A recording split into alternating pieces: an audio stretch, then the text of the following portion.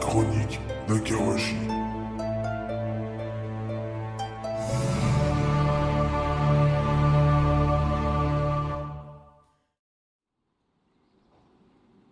Voilà depuis l'arrivée de Tsukama Akawashi dans cette forêt mystérieuse, dans laquelle il donna son nom.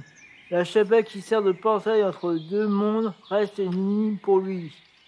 Autour de lui, des bruits de craquements dans le ciel, des éclairs qui essaient de pénétrer parmi les feuillages des arbres, qui semblent vouloir percer fortement et avoir une place dans cette forêt.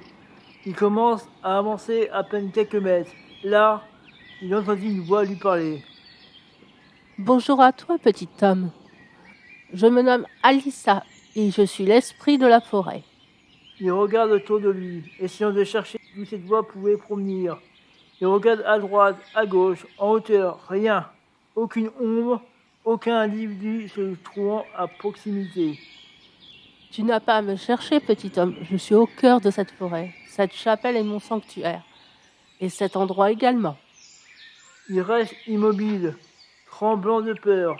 Si l'esprit de cette forêt réside ici, il doit lui en parler car tant de questions lui parviennent en tête. Esprit de la forêt, vous semblez me connaître, j'imagine. Je suis certain et que vous connaissez ma destinée.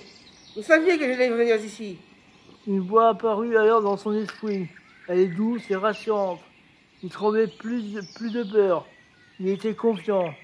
Celle-ci apaisait tout son être. Oui, Tsukama Akawashi, je connais désormais ton destin. Plus tard, tu rassembleras des gens, ton peuple, tu les guideras loin de mon sanctuaire. Tu les amèneras conquérir cette terre. Mais tous ne pourront te suivre dans ta quête. Je serai là, proche de toi, à te guider, à te donner des conseils pour ceux qui te suivront puissent coloniser cette mystérieuse terre. Va à Kawashi, retourne auprès des tiens. Puis la voix se tut. Un léger vent souffla sur son visage, lui ordonnant de repartir vers la chapelle afin qu'il guide les siens vers une terre inconnue. Certains ne pourront malheureusement pas survivre à cette expédition.